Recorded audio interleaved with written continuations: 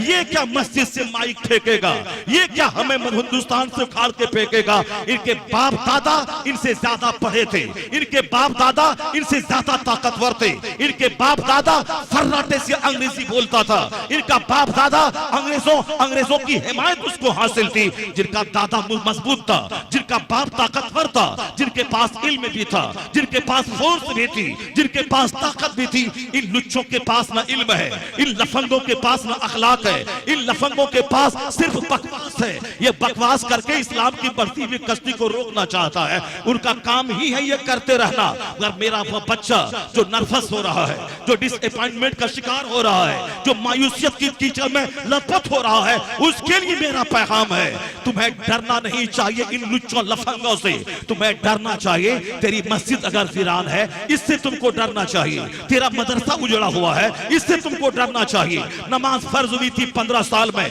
आज तेरी उम्र है 60 साल, तुम्हारे जिम्मे 35-40 साल की नमाज कज़ा है, इससे डरना चाहिए। तुम्हारा हज मुअख्खर हो रहा है, इससे डरना चाहिए। फिर तू ज़कात माल की कायदे से नहीं निकालता है, इससे डरना चाहिए। यानी अपनी बदअमली से डर, इस्लाम के दुश्मनों की बकवास से मत डरा कर। इस्लाम का मुहाफिज अल्लाह है, इस्लाम कमजोर नहीं है, इस्लाम का मुहाफिज अल्लाह है, इस्लाम का मुहाफिज रहमते दो आलम रसूलुल्लाह है, मुस्तफा का पसंदीदा दीन इस्लाम है, इस तहरीक को लाने वाले मुस्तफा है, अल्लाह इसका मुहाफिज है। 1,500 साल की तारीख बताती है कि जब जब दुश्मनों की तादाद में इजाफा हुआ है, कलमा पढ़ने वालों की तादाद में इजाफा होता चला गया है। पहला दिन जिस दिन आपकी बीवी ने कलमा पढ़ा था, और आज का दिन 150 करोड़ मोहम्मदी फौज अपने नाम के साथ लफ्ज़ मोहम्मद को जोड़ के बताता है हम मुस्तफा के गुलाम हैं। कहां 1 कहां 150 करोड़। ये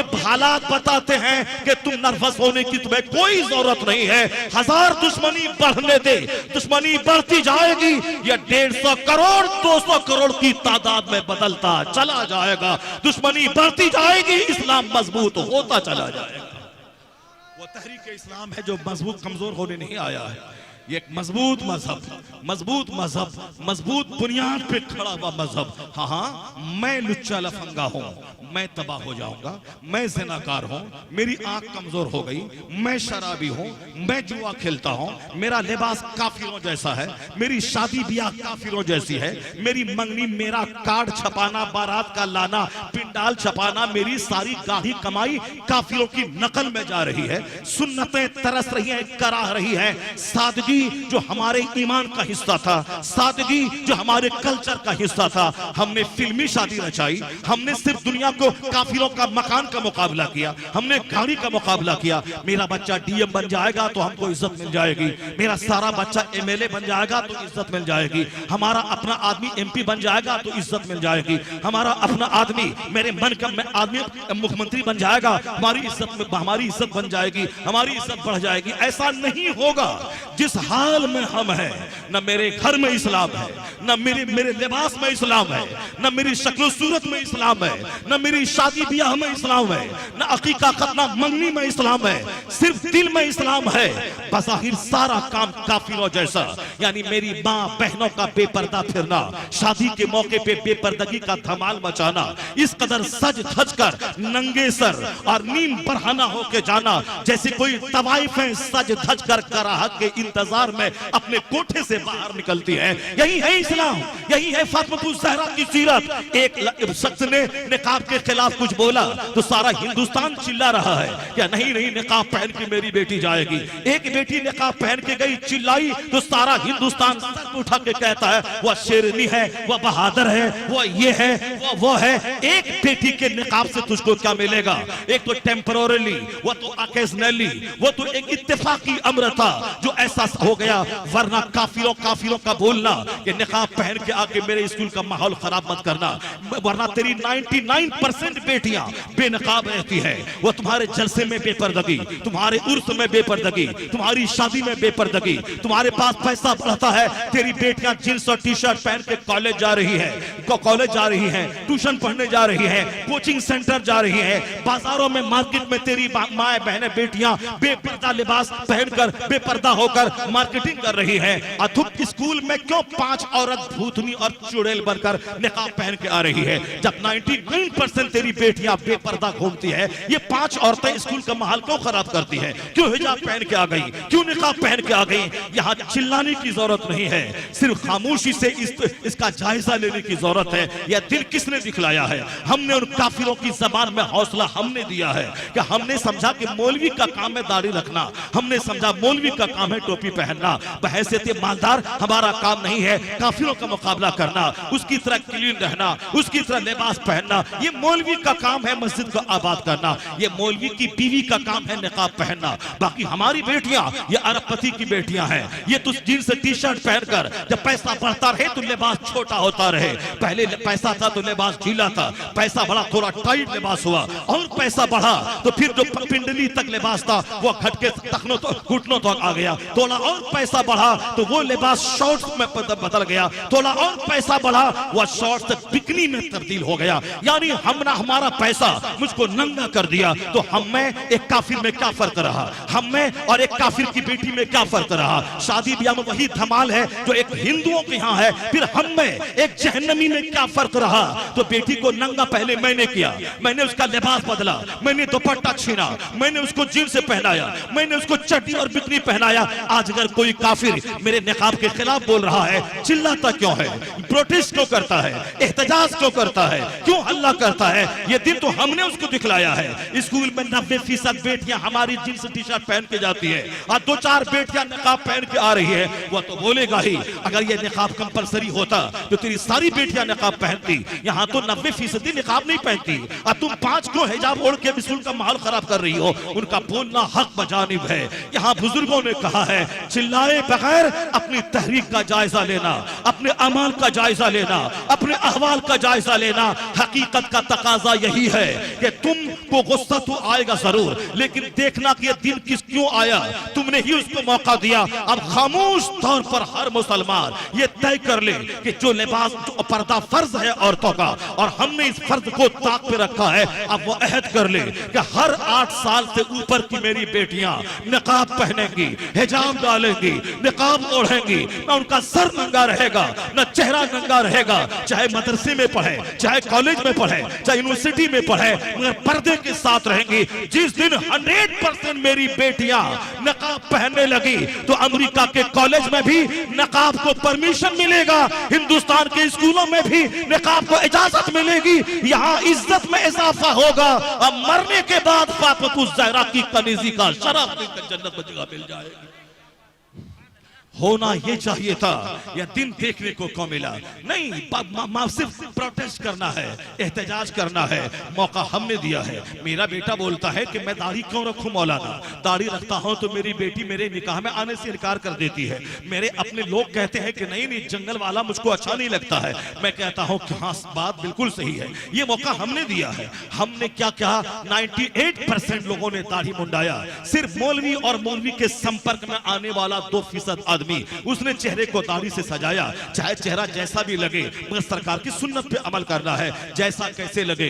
डॉक्टरों और तबीबों ने भी कहा है कि दाढ़ी रखने से ताकत में इजाफा होता है, दाढ़ी रखने से हुस्न में इजाफा होता है। दाढ़ी मुंडाने के नुकसानात स्किन डिजीज है, जल्दी अमराज है, सेक्सुअल फोर्स कमजोर हो जाती है। लगातार 7 नस्ल तक दाढ़ी मुंडाए तो 8वीं नस्ल नामर्दों और हिजड़ों की पैदा होगी। यानी मजहबी तौर पर भी दाढ़ी लाजमी है, और जिस्मानी तौर पर फिजिकली तबीबों और डॉक्टरों के नजदीक ये दाढ़ी जरूरी है। अल्लाह ने औरतों को दाढ़ी नहीं दिया, मर्दों को दी है, क्योंकि औरतों के चेहरे पे दाढ़ी के बाल या उनकी जिस्मानी कमजोरी की दलील है, उनकी निस्वानियत खत्म हो जाती है। और मर्द की दाढ़ी मुंडाने का मतलब इनके नामर्द होने की दलील है, क्योंकि औरतों के चेहरे पे दाढ़ी के बाल नहीं है। अगर उगे वो औरत निस्वानियत की सिफत से आरी होती है। मर्द के चेहरे पे दाढ़ी अल्लाह रब्बुल इज्जत की तरफ से यह दाढ़ी एक नेमत है। अगर मर्द इसको मुंडाए तो उसकी सेक्स की ताकत कमजोर हो जाती है। तो हमने इसको ताक पे रख दिया। हमने फिल्मी हीरो को देखा और चेहरा मुंडाया, हमने आज के मौजूदा यहूदो नसारा को देखा और मैंने चेहरा का मुंडाया। अब मेरे बच्चे कहते हैं दाढ़ी रखता हूं तो कॉलेज में लोग कहते हैं आतंकवादी आ गया या दहशतगर्द आ गया या टेररिस्ट आ गया। तो मैं कहता हूं 99 तेरा बच्चा दाढ़ी मूंडता है और एक बच्चा दाढ़ी रख के कॉलेज जाएगा वो तो अजूबा लगेगा ही, वो तो लोगों को आतंकवादी लगेगा ही। क्योंकि जितने आतंकवादी का चेहरा है वो सारे आतंकवादी के चेहरे पे दाढ़ी है, आतंकवादी का नंगा सर है, आतंकवादी का लिबास अलग जैसा होता है। अगर तेरा बेटा भी दाढ़ी रख के जाता है स्कूल में अकेला तो लोग कहते हैं ये आतंकवादी जैसा चेहरा है। तो हमने बना दिया आतंकवादी जैसा चेहरा वाला उसको जो दाढ़ी रख के स्कूल जाता है। इस हमारे 99% बच्चे दाढ़ी मूंड के जाने लगे। क्यों? नौकरी नहीं मिलेगी, मैं आर्मी में नहीं जा पाऊंगा, मैं फोर्स में नहीं जा पाऊंगा, मेरे बच्चे मिनिस्टर नहीं बन पाएंगे, मेरे बच्चे IAS ऑफिसर नहीं बन पाएंगे। मैं कहता हूं तन्हाई में बैठ के गौर कर ले, इसी मुल्क के हिंदुस्तान में एक छोटी सी बिरादरी है सिखों की, उनका बेटा पढ़ता लिखता है, हमसे अच्छा पढ़ता लिखता है, उनका बेटा दाढ़ी और पगड़ी के साथ यानी जेल सिंह बनकर हिंदुस्तान का राष्ट्रपति बन जाता है। उनका बच्चा दाढ़ी पगड़ी के साथ पढ़ लिखकर बूटा सिंह बनकर उनका बेटा होम मिनिस्टर हिंदुस्तान का बन रहा है। उनका बेटा दाढ़ी पगड़ी के साथ ब्रिटेन में पढ़कर वहां से वापस आके रिजर्व बैंक का गवर्नर बन जाता है। उनका बेटा दाढ़ी पगड़ी के साथ हिंदुस्तान का प्राइम मिनिस्टर मनमोहन सिंह की सूरत में बन जाता है। उनका बेटा आर्मी चीफ यानी जल सेना, वायु सेना, थल सेना, वायु सेना का अध्यक्ष, मुश्तरका सदर, वो दाढ़ी और पगड़ी वाला सिख का बेटा बन जाता है। जो अध्यक्ष होना, जो प्रधानमंत्री से ज्यादा ताकतवर मनसब है, प्रेसिडेंट से ज्यादा ताकतवर मनसब उसके पास है। यानी उनके पास तीनों सेना की कमान रहती है। अगर वह पावरफुल बना तो प्रधानमंत्री के खिलाफ रिवोल्ट कर सकता है, बगावत कर सकता है। इसने ताकतवर मनसब पर दाढ़ी पगड़ी वाला फाइज होता है। बैंक का मैनेजर, प्रोबेशनरी ऑफिसर, वो दाढ़ी पगड़ी के साथ बन रहा है। यहां तक कि बैंक का मैनेजर के अलावा रेलवे का मैनेजर, वो साहब दाढ़ी पगड़ी के साथ सिख का बच्चा बन रहा है। तो वहां कहां स्कूल में पहरा बैठा नहीं, स्कूल में दाढ़ी लेके नहीं आएगा। चूंकि सिखों ने मनवा लिया है कि दाढ़ी मेरे मजहब का हिस्सा है, पगड़ी मेरे लिए कंपलसरी है, इसलिए उन्होंने ख्वाहिशात और फिल्मी कल्चर को घर में दाखिल होने नहीं दिया। उन्होंने कहा मेरा लिबास जो भी हो दाढ़ी पगड़ी साथ रहेगी। तो अब दिल्ली के केंद्रीय विद्यालय में दाढ़ी पगड़ी के साथ उसके बच्चे पढ़ रहे हैं, कनाडा के स्कूल में दाढ़ी पगड़ी के साथ उसके बच्चे पढ़ रहे हैं, यहाँ तक कि हिंदुस्तान की जवाहरलाल नेहरू यूनिवर्सिटी में दाढ़ी पगड़ी के साथ उसके बच्चे पढ़ रहे हैं। गवर्नमेंट के नजदीक भी उनको सम्मान है कि किसी भी पोस्ट में वो जा सकता है अगर उनके पास मेरिट और काबिलियत मौजूद है। मगर मेरे बच्चे को आतंकवादी क्यों बोला जाता है? मेरे बच्चे के पास मेरी बहनें, मेरी बेटियां क्यों नहीं उसके निकाह में आ रही है? हीरो साइकिल का मैनेजर दाढ़ी पगड़ी वाला, पंजाब की खूबसूरत बेटियां उसी दाढ़ी जंगल वाले शौहर का इस्तेमाल करती है, उसी के निकाह में वो जाती है। वो भी IAS ऑफिसर है पंजाब की बेटियां, वो कहां कहती है दाढ़ी वाला नहीं चाहिए, जंगल लग रहा है, पगड़ी वाला नहीं चाहिए, 18 साल का जवान 80 साल का बुढ़ा लग रहा है। नहीं, उनकी बेटियों के भी दिमाग में सेट है कि हमारे मजहब में दाढ़ी और पगड़ी कंपलसरी है। मुझे अपने हस्बैंड के सिलेक्शन में इसका तो ख्याल रखना ही पड़ेगा। ये हमारी गरीब रिक्शा चलाने वाली की मजदूर बेटी, जिसको न इल्म इस्लाम का है न दुनियावी तालीम है, और इनको बाप माँ घर का कल्चर भी काफिराना है। वहां घर में पॉलिटिक्स का चर्चा, फिल्म का चर्चा, क्रिकेट का चर्चा, ये सारा चर्चा है, मगर कभी इस्लाम का चर्चा, बुजुर्गों का चर्चा, गौसे आजम की माँ का चर्चा, फूले से भी नहीं लेता। ईद के दिन टोपी पहन के चला गया, बाकी सारा लिबास काफिराना, शादी ब्याह में कल्चर सारा काफिराना। अब वो बच्चा क्या जानेगा कि सुन्नत क्या है, फर्ज क्या है, नफल क्या है, आखिरत क्या है, जन्नत क्या है? वहां तो बाप ने कभी जन्नत की बात ही नहीं की। वो घर में तो बोला कि वह पढ़ा लिखा, कमाया खाया, वह पढ़ा लिखा अरबपति बन गया, वह डॉक्टर बना करोड़ों का घर बना लिया, वह इंजीनियर बना करोड़ों का घर बना लिया। अब तो बच्चा समझता है कि पढ़ने का मकसद पैसा कमाना, डॉक्टर बनने का मकसद पैसा कमाना। अब अगर उसका बच्चे का कल्चर उजड़ जाए, मिठाई का एक पैकेट उसका ईमान छीन ले, नौकरी की लालच से वह ईमान को खैरबाद कह दे, कसूर उस माँ बाप का है जिसने बच्चों के सामने खाने कमाने का चर्चा तो किया, वह जन्नत का चर्चा नहीं किया, जहन्नम की आग का चर्चा नहीं किया, हुजूर की हयात तैयबा का चर्चा नहीं किया। गांधी का चर्चा हुआ, नेहरू का चर्चा हुआ, अंबेडकर का चर्चा हुआ, मगर सरकार दो जहां की सीरत का चर्चा नहीं हुआ। अब अगर बच्चे हाथ से निकल गए तो लोग कहते हैं मौलाना ऐसी तकरीर कीजिए कि मेरे बच्चे हाथ में आ जाएं, मेरे बच्चे हाथ से निकल गए। एक दिन की तकरीर से कुछ नहीं होता, एक दिन की तकरीर से माहौल में कोई बड़ी तब्दीली नहीं आती। तब्दीली माँ बाप के रोजाना के कल्चर नेचर से आता है। माँ बाप का चेहरा बच्चों पे असरअंदाज होता है। माँ बाप की बोली बच्चों की शख्सियत को संवारने और बिगाड़ने में हेल्पर और मुमीद मुआविन साबित होती है। माँ बाप का रोल अहम होता है। हमने तो घर में दुनियादार का चर्चा किया, जब बच्चे हाथ से निकल गए अब मौलाना याद आ रहा है, अब तावीज याद आ रही है, अब तरकीब याद आ रही है। तावीज क्या करेगी? आम के पेड़ में तावीज लगाने से वहां कटहल थोड़ी फल जाएगा। लीची के पेड़ में 1 करोड़ तावीज डाल दे, वहां से अखरोट थोड़ी फल जाएगा।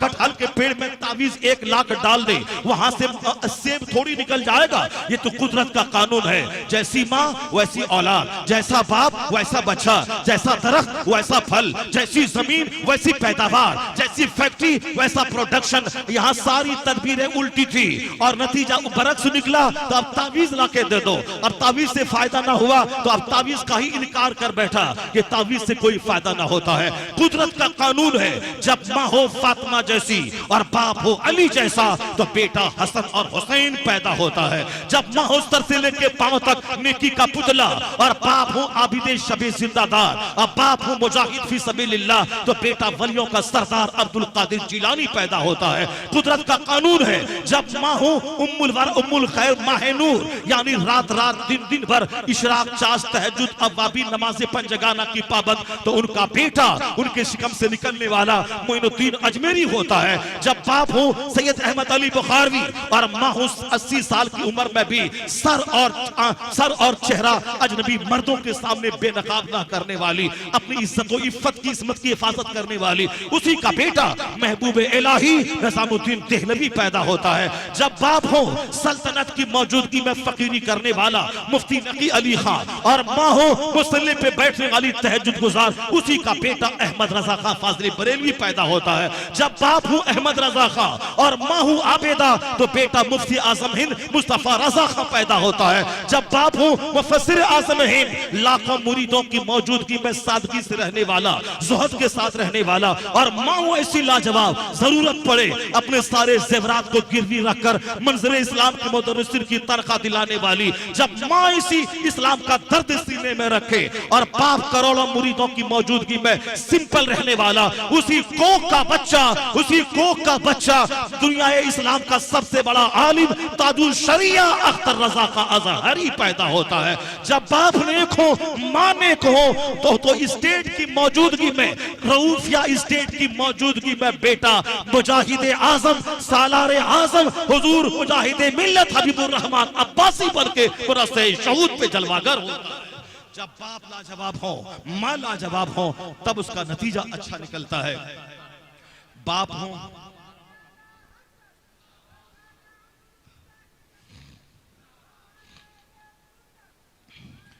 हो गुटखा खोर, बाप हो फिर सारी एनर्जी झोंक कर नमाज छोड़ने वाला, दुनिया के पीछे दिन रात पागल रहने वाला, बाप हो गुटखा खोर, बाप हो बेनमाजी, बाप हो जुआबाज, बाप हो शराबी, उनका बेटा हाथ से निकल जाए तो मौलाना से तावीज ले आओ, पीर साहब से तावीज ले आओ, नहीं होगा। तावीज का काम एक जुज़वी होता, टेम्पररी होता है। तावीज लड़की को लड़का नहीं बना देती है, तावीज गोरे को काला, काला को गोरा नहीं बना देती है। तावीज का मतलब यही है कि आम का पेड़ है मगर फल थोड़ा कड़वा निकल रहा है तो अब तावीज डाल दिए जाए ताकि इसका कीड़ा मर जाए, ताकि थोड़ा सा टेस्ट इसका बढ़ जाए, वरना सिरे से यह ना होगा कि तावीज से आम में से फल जाए, ऐसा नहीं है। बल्कि जुज़वी नुकसान है उसको दूर करने में तावीज मददगार साबित होती है। माँ नेक रहे, बाप नेक रहे, अब बेटा थोड़ी सी गलत सोहबत में पढ़कर दिमाग में आवारगी आ गई है, तब एक वली का हाथ उनकी शख्सियत को संवार देता है। एक छोटी सी तावीज से उनकी सोच में तब्दीली आ जाती है। लेकिन बुनियाद ही खराब हो तो फिर वहां कोई तावीज काम नहीं करेगी। बुनियाद ही खराब हो, जमीन ही बंजर हो, वहां से कोई फसल ना निकलेगी। मैं अपने किरदार का जायजा लूं, मैं अपने घर के अहवाल का जायजा लूं और फिर पंजाब की बेटियों के दिमाग में यह बात घुस गई है कि मेरा शौहर दाढ़ी वाला ही होगा। काश मेरे बच्चे ये जान ले कि हुजूर की सुन्नत है दाढ़ी रखना, फर्ज है नमाज पंजगाना पढ़ना, स्टडी में 8 घंटे लगाएंगे तब आप बैंक का मैनेजर बनेंगे, 18 घंटे पढ़ेंगे तब आईएएस ऑफिसर बनेंगे। तो दुनिया के चंद सिक्के कमाने के लिए 18 घंटे डेली पढ़ना और 30 साल तक पढ़ने के बाद डीएम बनना। फिर डीएम बनने के बाद घर में बैठ के पैसा नहीं मिलता है। डीएम बनने के बाद अपने वतन से बेवतन होकर, एक बिहारी है तो उनकी ड्यूटी बेंगलोर में हो जाएगी, उनकी ड्यूटी उत्तर प्रदेश के किसी डिस्ट्रिक्ट में हो जाएगी। फिर उन्हें 30-35 साल तक सर्विस के पीरियड तक घर से बाहर रहना है, 24 घंटे की ड्यूटी करनी है, तब चंद सिक्के कमा के बाल बच्चों को पालना है। फर्क इतना है कि मजदूर 5,000 महीना कमाता है और वह 5 से 10 लाख महीना कमाएगा। फिर 65-70 साल के बाद क्या करेगा वो? 65-70 साल के बाद पेट की तकलीफ, घुटने की तकलीफ, आंख की तकलीफ, अब मौत का इंतजार करेगा। कोई 70, कोई 80-90 साल में मर गया। तो फिर ये दुनिया की रोटी के लिए 25-30 साल तक पढ़ना 18 घंटे तक, और नौकरी करने के लिए 25-30 साल तक 24 घंटे चौकन्ना रहना, घर से बाहर रहना, और फिर मौत आई मर जाना। अब जहां जाना है वहां का एक दिन 50,000 साल के बराबर होगा। वहां जन्नत का बाग है तो बाग है, जहन्नम की आग है तो आग है। वहां तकलीफ है तो तकलीफ ही तकलीफ है, आराम है तो उसका कोई जवाब नहीं है। यहाँ तो हमने सारी एनर्जी झोंक दी चंद सिक्के कमाने के लिए। 25 साल इंजीनियर बनने की पढ़ाई करनी है, अब 25 साल नौकरी करनी है, उसके बाद बुढ़ापे में मौत का इंतजार करना है। अब वहां क्या होगा? जहां का एक दिन 50,000 साल के बराबर है, जहां मौत को ज़बह कर दी जाएगी, जहां और कोई दूसरा एज नहीं आने वाला है, वहां बस सब दिन जिंदा ही रहना है। फिर वहां की आग की फिक्र कहां है? वहां के बाग की फिक्र कहां है? अगर 18 घंटे डीएम बनने के लिए मेरा बच्चा निकाल सकता है, कम से कम रोजाना 18 मिनट इस्लाम समझने के लिए निकालना पड़ेगा, कुरान के लिए निकालना पड़ेगा, मुस्तफा की हयात तैयबा के लिए निकालना होगा। पेट के लिए 18 घंटे और जन्नतुल फिरदौस के लिए 18 मिनट निकाल दे। जन्नत के लिए रोजाना नमाज़े पंजगाना के लिए 1 घंटा निकाल दे, तब लगेगा इसको दुनिया भी चाहिए, इसको जन्नत भी चाहिए, इसको जन्नत भी चाहिए, इसको दुनिया भी चाहिए। यहाँ तो दुनिया का जुनून सवार है, आखिरत की बात ही कोई नहीं करता। अब बोलता अल्लाह ताला माफ कर देगा, अल्लाह ताला माफ कर ही देगा। अल्लाह माफ करने वाला है और अल्लाह ताला रोजी भी देने वाला है। ये सब मुसलमान को अकीदा रखना है, अल्लाह रोजी देने वाला है। जब अल्लाह रोजी देने वाला है, ये 35 साल तक मेरा बच्चा मजदूर बनकर एड़ी रगड़कर बंबई के इंजीनियरिंग कॉलेज में क्यों पढ़ा? जब अल्लाह रोजी देने वाला है तो मेरा बच्चा इंडिया में नीट नहीं निकाल पाया, एमबीबीएस कॉलेज नहीं मिला, या यूक्रेन में जाके 5 साल से क्यों टपला खा रहा है? मेरा बच्चा अपने घर से बाहर 18 घंटे स्टडी करके वह डीएम क्यों बन रहा है? मेरा मजदूर 8 घंटे तक खेत में क्यों हल चला रहा है? मेरा भाई अपने शहर को छोड़ के कलकत्ता जाके वहां मजदूर बनकर दूसरों का धक्का खा के वहां क्यों रात दिन करके मजदूरी कर रहा है? क्योंकि दिमाग में है मैं अपना घर छोड़ के कलकत्ता आके मैं लकड़ी का काम ना करूं, मैं भूखा मर जाऊंगा, मुझे रोजी नहीं मिलेगी। हाँ, दिल में है कि अल्लाह रोजी देने वाला है, लेकिन घर से बाहर निकल के मेहनत करनी पड़ेगी, उसमें महारत हासिल करनी पड़ेगी, बिजनेस का टिप्स अपनाना पड़ेगा, 8 घंटे दुकान में बैठना होगा, तब रोजी मिलेगी। जब रोजी देने वाला अल्लाह है तो फिर दुकान में 8 घंटे क्यों बैठता है? फिर रात भर नाइट ड्यूटी करके पैसा क्यों कमाता है? वहां शर्त है अल्लाह रोजी देने वाला है, मगर दिमाग में रिंग है कि मेहनत ना करूं तो रोजी नहीं मिलेगी, दुकान में ना बैठूं तो रोजी नहीं मिलेगी। काश यही सोच हर मुसलमान के दिमाग में बैठ जाए कि हमने जिस तरह दुनिया को सीरियस लिया है, रोजी देने वाला अल्लाह है, लेकिन नहीं जाऊं तो रोजी नहीं मिलेगी, अल्लाह के हुक्म को मानते हुए रोजी की तलाश करनी है। यही सोच बैठ जाए कि रोजी देने वाला रब है, मगर दुकान जाना होगा, फैक्ट्री जाना होगा, खेत जाना होगा, तदबीर करनी होगी। यही तो इस्लाम कहता है। दुनिया की रोजी चाहिए तो खेत और दुकान जा, और जन्नत चाहिए तो सोच ले मुझे मस्जिद जाना होगा, नमाज पढ़नी होगी, तिलावत करनी होगी। रोजी देने वाला रब है, मैं दुकान जाता हूँ, रब रोजी देता है, मैं मस्जिद आता जाता हूँ, रब रहम करके मेरे गुनाहों को मिटा के जन्नतुल फिरदौस में जगह अता करेगा। या सोच इस्लामी बनानी पड़ेगी। नहीं, अल्लाह माफ कर देगा। शराब पिए तुम, अल्लाह माफ कर देगा। हम करें रियाकारी, अल्लाह माफ कर देगा। हम रहें शैतान और नफ्स की गुलामी करें, अल्लाह माफ कर देगा। तो फिर यही फॉर्मूला रोजी के बारे में क्यों नहीं अपनाता है कि अल्लाह रोजी देने वाला है, मैं घर में रहूं तो भी रोजी देगा, मैं दुकान में रहूं तो भी रोजी देगा। नहीं, यहाँ दुनिया कीमती चीज है, क्योंकि यहाँ शैतान ने पढ़ाया है नहीं जाएगा तो भूखा मर जाएगा, कोई पूछने वाला ना होगा। काश यही सोच दिमाग में हो जाए, दुनियावी तनाजुर में यहाँ न जाऊं तो रोजी खतरे में पड़ जाएगी, उसी तरह मैं मस्जिद न जाऊं तो मेरी जन्नत खतरे में पड़ जाएगी, मैं इस्लामी लिबास न पहनूं मेरी जन्नत खतरे में पड़ जाएगी, मैं आने वाले माह रमजान का इस्तेमाल करते हुए भूखा प्यासा रहकर रोजा न रखूं मेरी जन्नत खतरे में पड़ जाएगी, मैं पाई पाई का हिसाब अपने महाजन को देता हूं, अगर जो हकीकी मालिक है मेरा रब, अगर मैं पाई पाई का हिसाब करके ज़कात ना निकालूं मेरी आमदनी भी खतरे में पड़ जाएगी, मेरी जन्नत भी खतरे में पड़ जाएगी। यही इस्लामी सोच होनी चाहिए। यह इस्लामी सोच जिस दिन बन गई कि रोजी रोटी हासिल करना जरूरी है और जन्नत जाने के लिए मेहनत भी जरूरी है, हुजूर की सुन्नत पे अमल जरूरी है, काश पंजाब की बेटियों से हमारी बेटियों को सबक मिल जाता, पंजाब के छोकरों से हमारे छोकरों को सबक मिल जाता। जब वो दुनियादार की खूबसूरत बेटियां दाढ़ी वाले का सिलेक्शन कर रही है, उनका बेटा दाढ़ी पगड़ी रखकर डीएमओ और एसपी और इंजीनियर डॉक्टर बन रहा है, तो फिर हम क्यों नहीं? क्योंकि हमने गवर्नमेंट की निगाहों में मनवाया नहीं है कि दाढ़ी हमारे लिए कंपलसरी है, उसको इस्लाम से मैं जुदा नहीं कर सकता। तो मेरा सारा बच्चा सुन्नत समझकर दाढ़ी रखे, उसे हर स्कूल में इज्जत और सम्मान का स्थान मिलेगा, जगह मिलेगी, नौकरी भी मिलेगी, प्रोबेशनरी ऑफिसर भी बनेगा, आईएएस ऑफिसर भी बनेगा। जब गवर्नमेंट जान लेगी इनके मजहब का लाजमी हिस्सा है दाढ़ी, तो यहाँ नौकरी भी मिलेगी, इज्जत भी मिलेगी। और अगर दाढ़ी रखा सुन्नत समझकर तो हमारी ये बेटियां कहां जाएंगी? राजपूत के पास जाएंगी, ब्राह्मण के पास जाएंगी, दलित के पास जाएंगी। जब सारे 100% बच्चे दाढ़ी रखेंगे सरकार की सुन्नत पे अमल करते हुए, तो हमारी बेटियां भी इसी दाढ़ी वाले शौहर का सिलेक्शन करेंगी। यानी औरतों के ताल्लुक से भी फिक्र खत्म हो जाएगी और दुनियावी हिसाब से भी नौकरी की भी फिक्र खत्म हो जाएगी। यहां तक कि एक कदम आगे उनके पास मेहनत है, उनके पास जद्दोजहद है, उनके पास खुदा की रहमत नहीं है, उनके पास मुस्तफा की रहमत नहीं है। अगर मैंने सुन्नत पे अमल किया तो और मेहनत भी जारी रही तो मेहनत मेरी तरफ से जाएगी और रहमत खुदा की आएगी। तो काफिर पीछे रहेगा, मुस्तफा का गुलाम हर क्षेत्र में तरक्की करता नजर आएगा। मेरे पास मेहनत भी नहीं है, मेरे पास सुन्नत भी नहीं है, जब खुदा की रहमतें भी रूठी हुई है, हिंदुस्तान की गवर्नमेंट भी रूठी हुई है, ऐसे में पेंडुलम की तरफ मैं झूल रहा हूं और ये काफिर मुझको सफ़े हस्ती से मिटाने की धमकियां दे रहा है।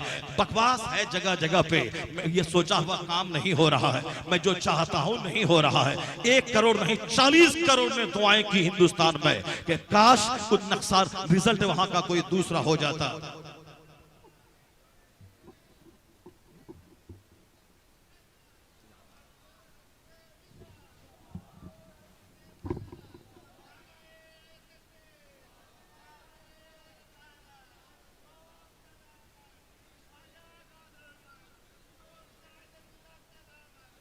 आप सुन रहे हैं YouTube चैनल SKL नेटवर्क की पेशकश।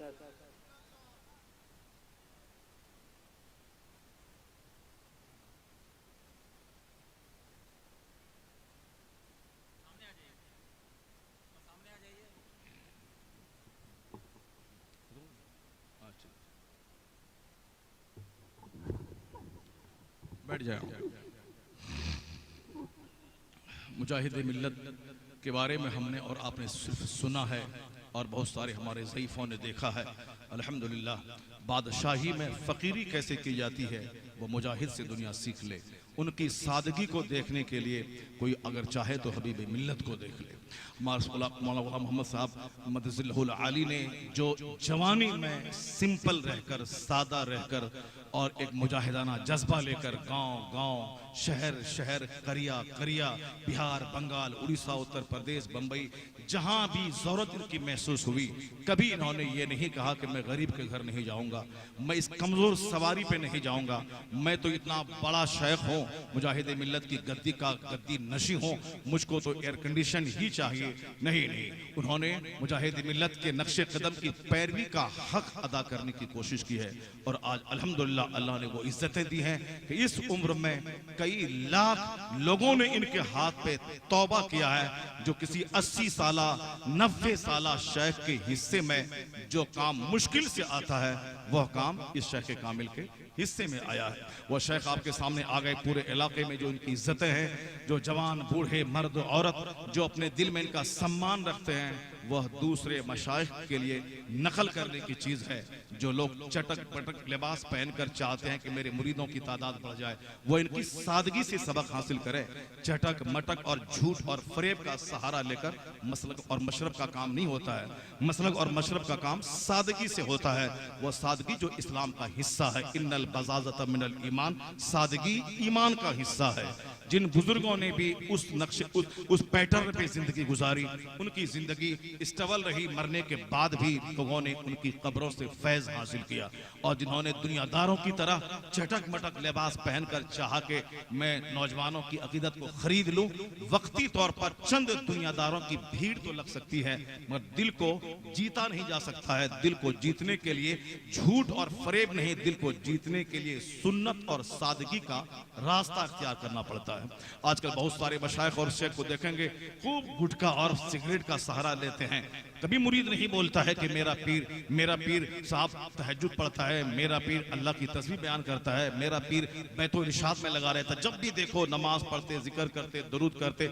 नहीं, बल्कि आज दलाल किस्म के मुरीद बोलते हैं मेरा शेख क्या सिगरेट पीता है, एक दिन में 100 डब्बे को खंगाल देता है, क्या गुटखा है, रजनीगंधा पुड़िया मुरीद तोहफा ला के देते हैं। साहब मेरा शेख को बड़ा पसंदीदा है ये गुटखा खाना। तो हाँ, तुम्हारा दुनियादार शेख होगा जो हमेशा जब भी देखो गुटखा खाए, जब भी देखो साहब सिगरेट पिए। मगर मेरा भी एक शेख है, जब भी देखो अल्लाह का जिक्र करता पाया, जब भी देखो तिलावत करता पाया।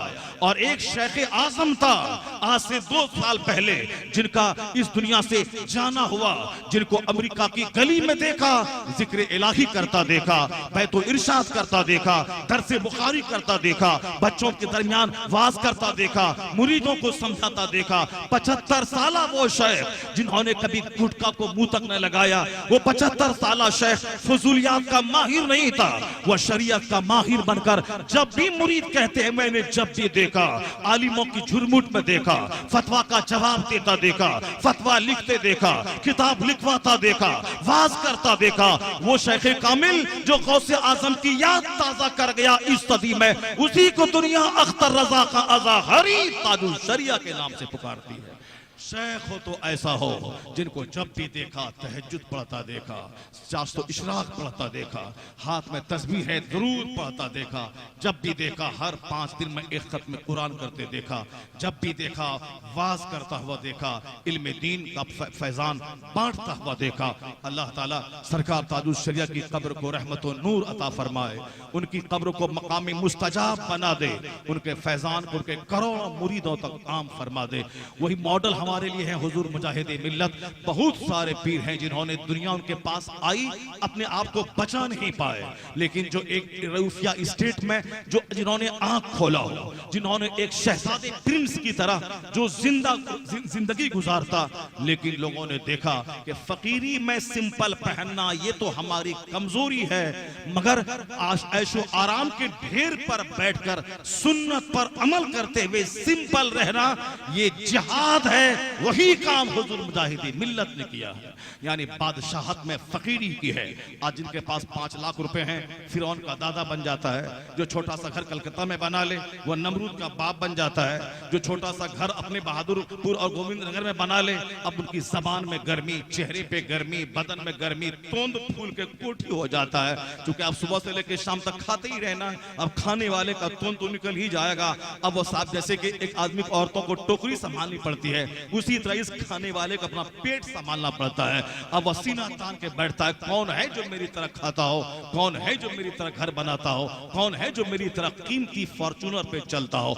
यानी गाड़ी उसे मगरूर बना देती है, अच्छा सा घर उसे घमंडी बना देता है, अच्छा सा कपड़ा उसे मगरूर बना देता है। लेकिन कोई सीखे मुजाहिदे मिल्लत से जहां तक निगाह जा रही है उसी स्टेट की जमीन है, शहजादा है, लेकिन कोई बता तो दे कभी सीना तान के चला हो। नहीं, जब भी लोगों ने देखा महफिल में वाज कहने वाला वाज कह रहा है, अल्लाह के खौफ पे खिताब हो रहा है, तो सबसे पहले जिनकी आंखें भीग जाती थी, आंखें नम हो जाती थी, वह मुजाहिदे मिल्लत की जाते गिरामी है। जिनकी आंखें झुकी रहती थी, जिनकी आंखें नम रहती थी, जिनका सर झुका रहता था, जिनका नौकर गुलाम कीमती कपड़ा पहने, जिनका खादिम कीमती जूता पहने, और वह सादगी का नमूना बनकर इसी सादगी ने इंदिरा गांधी को हिला के रख दिया, इसी सादगी ने जेलर को हिला के रख दिया, इसी सादगी ने सऊदी अरब के चंद दलालों को हिला के रख दिया, इसी सादगी ने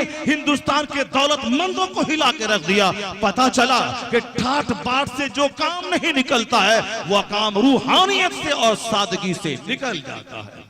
इसलिए हमारे मालदारों को भी चाहे वो हजार अरबों में खेले, लेकिन दिल मिस्कीन जैसा रहना चाहिए, जबान में नरमी आ जानी चाहिए, आंखों में हया आ जानी चाहिए, उनके घर में पर्दे का माहौल आ जाना चाहिए कि दौलत बढ़ती रहे और उनका अखलाक भी बढ़ता रहे, दौलत बढ़ती रहे, उनकी इबादत भी बढ़ती चली जाए। बस एक आखिरी बात मैं कह के जाना चाहता हूं, आज हमारी सोच है कि मैं जो दुआ करता हूं मेरी दुआ कबूल हो जाए।